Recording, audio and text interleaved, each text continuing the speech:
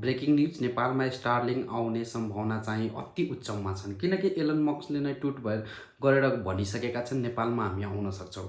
अब स्टारलिङ्क भनेको के हो कसैले थाहा छैनन् होला। स्टारलिङ्क भनेको चाहिँ एउटा wireless wire without fibre wire optical बिना नै नेटवर्क प्रभाव गर्ने एउटा नेटवर्क कम्पनी हो जुन चाहिँ एलन मस्कको हो। स्पेस एक्स भनेर सबले नाम सुन्नु भएको छ, ट्विटर भनेर सबले सुन्नु भएको छ, हो उसैको हुन्। एलन मस्क भनेको त कसैलाई नाम त भन्नु पर्दैन होला होइन।